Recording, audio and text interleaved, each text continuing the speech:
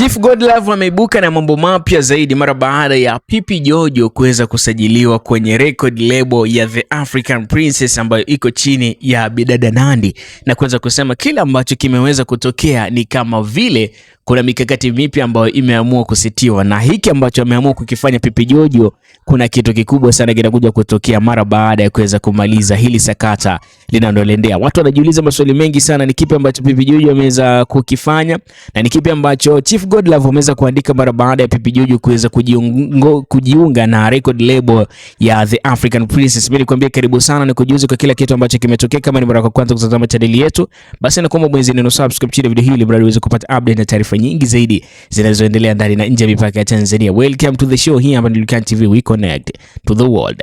Chief Godlove, mtoto mdogo mwenye pesa nyingi, ameweza kufunguka moja kwa moja mara baada ya Nandy kuweza kutambulisha rasmi msanii mpya kwenye record label yake ya The African Princess, na what case ambapo Nandy ameweza kumtambulisha Pipi Jojo. Na tukumbuke kwamba Pipi Jojo ni msanii ambaye ameweza kupewa branding, kuweza kusapotiwa sana na Chief Godlove, kwa maana kwenye mafanikio ya Pipi Jojo Chief Godlove ana mkono mkubwa sana, na ndio miongoni mwa watu ambao wamemfanya Pipi Jojo kuweza kujulikana na watu kuweza kumposti, akaenda kufanya interview hadi nje ya nchi. Kenya amefanya interview, Tanzania amefanya interview, media zikamfahamu, online media zikamfahamu pia. Na Pipi Jojo aliweza kukubali na kusema kwamba Chief Godlove ni baba yake, so anaendelea ku respect kila kitu ambacho kinaendelea na atamthamini, na kamwe hatokubali kabisa kuondoka kutoka kwenye record label ya Chief Godlove na kwenda kwenye label nyingine. Sasa kipi ambacho kimetokea hadi kikampelekea huyu Pipi Jojo kuweza kuhama lebo moja kwenda kwenye lebo nyingine ya The African Princess?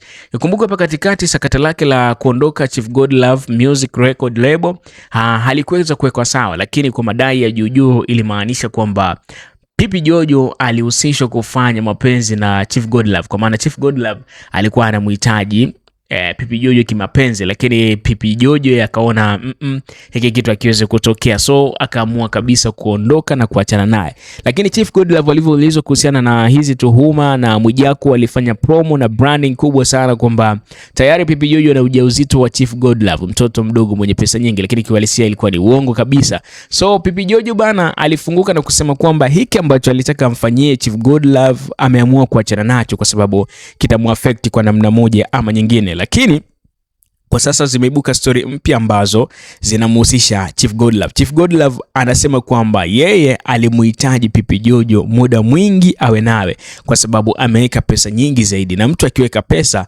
anahitaji zile pesa zirudi na faida. So alikuwa anamhitaji sana Pipi Jojo awe karibu naye ili aweze kuona maendeleo, nyimbo anazotaka kutoa, track ambazo anataka kuachia, na washiriki ambao wanataka kuweza kufanya nao kazi, ili mradi yeye kama manager yake aweze kushughulikia swala zima kuanzia mwanzo hadi mwisho.